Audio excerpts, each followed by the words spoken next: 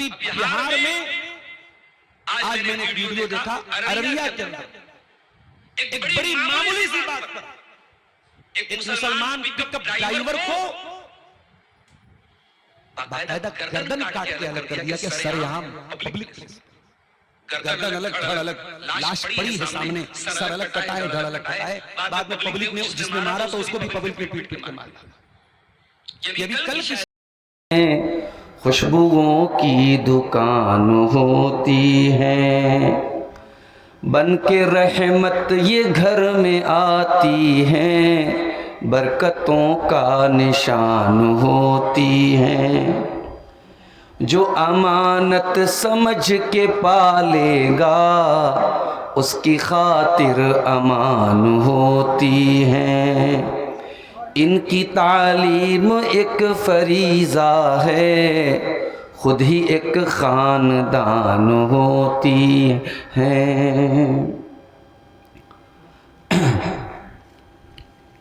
मोहतरम उलमाए किराम,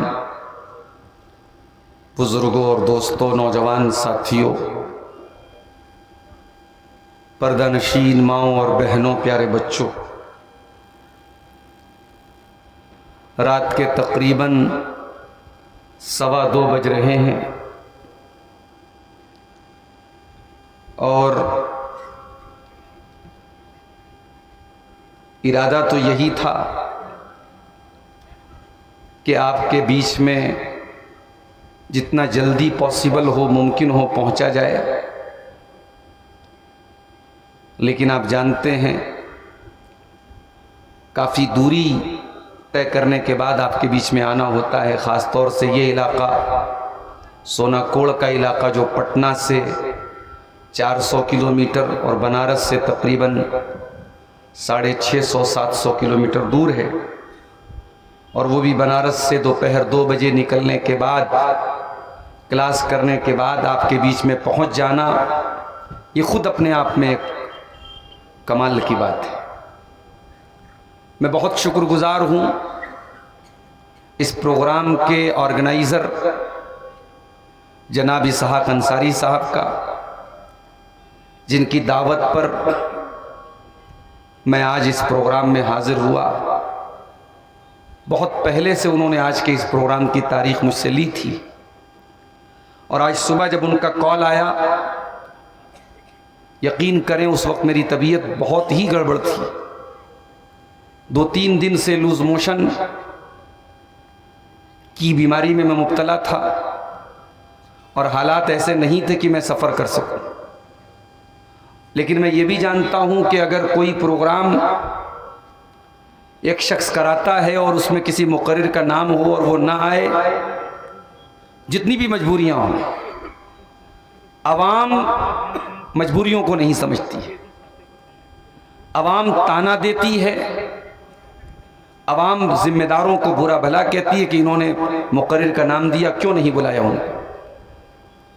ये तमाम बातें भी हमारे सामने थी। मैंने सुबह ORS वगैरह पिया, दवा इस्तेमाल की, और अल्लाह का नाम लेके आपके बीच में पहुंचा हूं। और जब अल्लाह ने यहाँ तक पहुंचाया है तो इंशाअल्लाह उम्मीद है कि अल्लाह ताला कुछ बोलने की भी मुझको तौफीक देगा।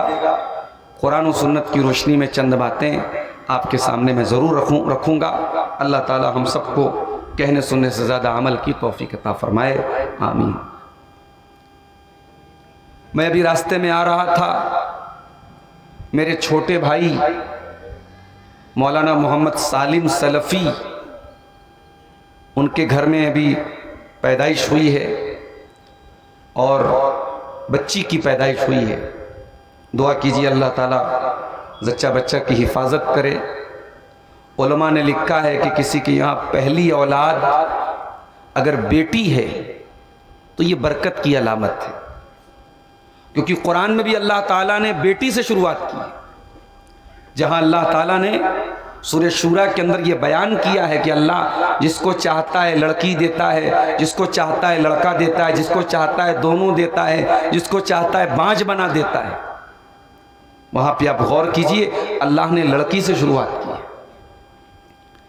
यहबु लिमन यशाउ इनासा, अल्लाह जिसे चाहता है बेटी देता है, वह यहबु लिमन यशाउ ज़ुकूर, और अल्लाह जिसे चाहता है बेटा देता है। अल्लाह ने पहले बेटी का जिक्र किया है। इसीलिए उलमा कहते हैं कि बेटी पहली पैदा हो यह ज्यादा बरकत की निशानी है। मेरे भाइयों, औलाद अल्लाह ताला की बहुत अजीम नेमत है, और शादी के बाद जिन जोड़ों को अल्लाह ताला औलाद नहीं देता है वो किस अजियत और कर्ब से गुजरते हैं ये वही जानते हैं। एक तो समाज ताना देता है, खास तौर से उस औरत को, अरे ये तो बांझ है, ये तो ऐसी है, ये तो वैसी है। और अल्लाह ना करे अगर किसी औरत का बच्चा पेट में मर गया और 2-4 बच्चे मर गए तो यहां तक बाज औरतें कह देती हैं, अरे ये तो बड़ी बदकिस्मत है, बड़ी बदनसीब है, अपने बच्चों को खा गई। इस तरीके के जहरीले जुमले उस औरत के ऊपर और उस जोड़े के ऊपर, जिस जोड़े के पास औलाद ना हो, बहुत अजियत और तकलीफ होती है इन जुमलों से मेरे साथी।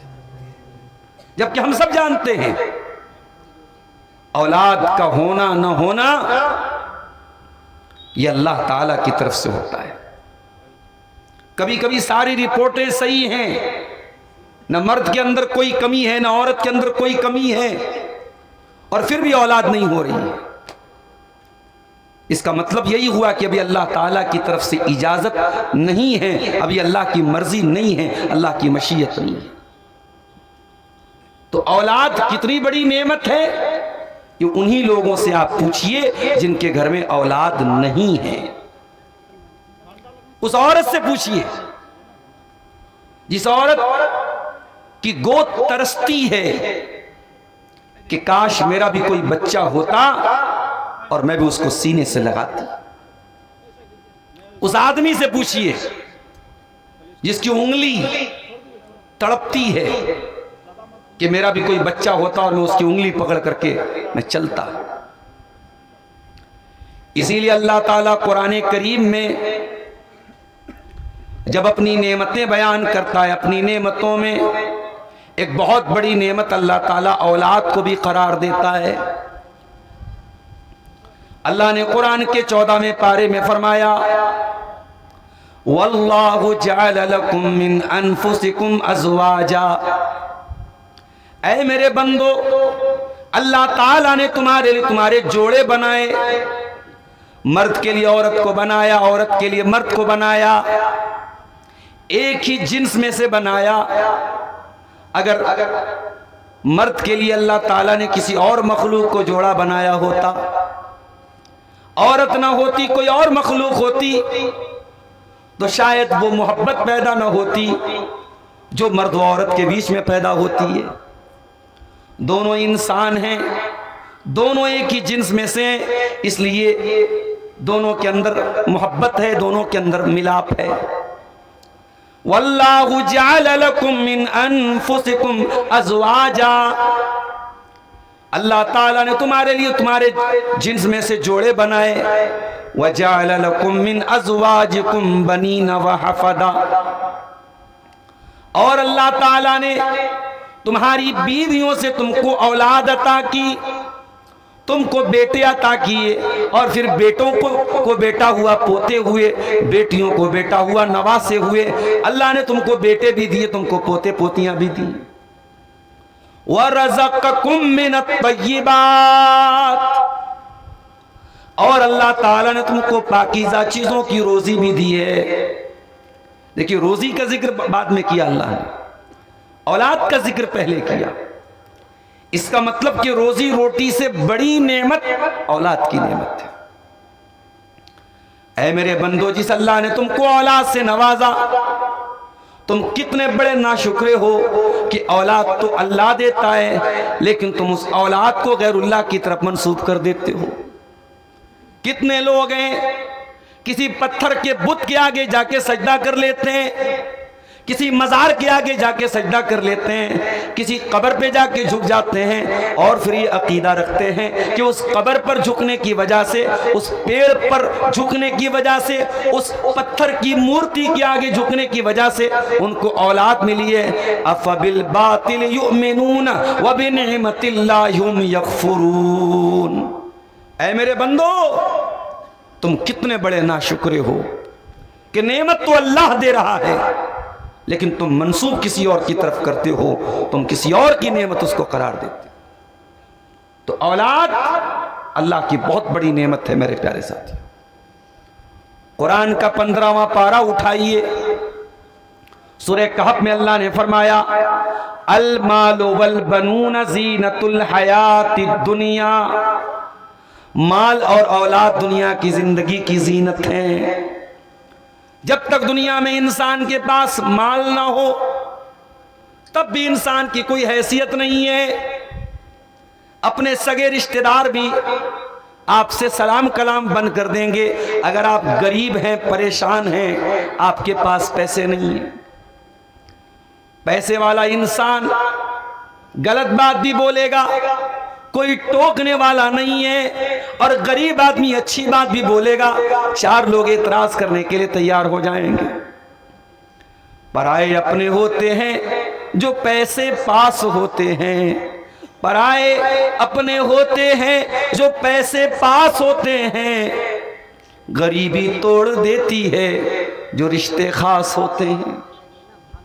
दौलत इस दुनिया की बहुत बड़ी जरूरत है मेरे साथ, और ये बात याद रखिए, इस्लाम दौलत के खिलाफ नहीं है। इस्लाम दौलत कमाने से मना नहीं करता है। इस्लाम तो वो दीन है जो जुमा के दिन जुमा की नमाज पढ़ने के बाद ये कहता है फैज़ा कुदियतिस सलातु फंतशिरू फिल अर्दी वब्तगू मिन फज़लिल्लाह। जब जुमा की नमाज खत्म हो जाए, जमीन के अंदर फैल जाओ और जा करके अल्लाह ताला की रोजी तलाश करो, अल्लाह ताला का फजल तलाश करो। हाथ पर हाथ धर करके बैठे न रहो। जुमा के दिन को छुट्टी का दिन न मनाओ, जुमा के दिन को हॉलीडे न मनाओ, उसको भी वर्किंग डे बनाओ, और जुमा की नमाज के बाद जा करके अपने काम में लग जाओ। यह है इस्लाम की बात। इस्लाम, एक इंसान हज करने गया है, अगर हज करने के बाद वहां मक्के में भी अगर वो अपना सामान सेल करता है, बिजनेस करता है, तिजारत करता है, तो इस्लाम मना नहीं करता है, इस्लाम उसकी भी इजाजत देता है। अल मालु वल बनून ज़ीनतुल हयातिद दुनिया। ऐ मेरे बंदो, ये दुनिया की जिंदगी 2 चीजों की वजह से सुंदर है, खूबसूरत है। एक माल की वजह से, एक औलाद की वजह से। माल ना हो तब भी जिंदगी की सुंदरता खत्म हो जाएगी, और औलाद ना हो तब भी इंसान की जिंदगी बेरौनक हो जाएगी, बेनूर हो जाएगी। तो औलाद बहुत बड़ी नेमत है मेरे प्यारे साथी। लेकिन हां, अगर औलाद के चक्कर में इंसान अल्लाह को भूल जाए, रसूल को भूल जाए, शरीयत को भूल जाए, तो ये औलाद बहुत बड़ी आजमाइश भी बन जाती है। कुरान के 28वें पारे में अल्लाह ने फरमाया या अय्युहल्लज़ीना आमनू ला तुल्हिकुम अमवालुकुम वला औलादुकुम अन ज़िक्रिल्लाह। ऐ ईमान वालो, कहीं तुम्हारा माल तुमको अल्लाह के जिक्र से गाफिल न कर दे, कहीं तुम्हारी औलाद तुमको अल्लाह के जिक्र से गाफिल न कर दे। कहीं माल के चक्कर में और कहीं औलाद के चक्कर में तुम अल्लाह को भूल मत जाना, तुम शरीयत को भूल मत जाना। औलाद बहुत बड़ी आजमाइश भी है मेरे साथ। इसी औलाद की खातिर इंसान हराम काम भी कर बैठता है। औलाद के सुख के लिए, औलाद के अच्छे मुस्तकबिल के लिए इंसान बैंकों से लोन तक ले लेता है, इंसान सूद और ब्याज का काम तक करता है।